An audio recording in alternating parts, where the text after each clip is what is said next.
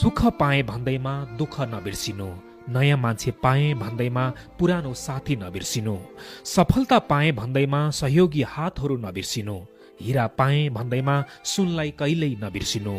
उज्यालो भयो भन्दैमा जुनलाई कहिल्यै नबिर्सिनु र थोरै धन कमाएँ भन्दैमा कहिल्यै कसैको गुण नबिर्सिनु।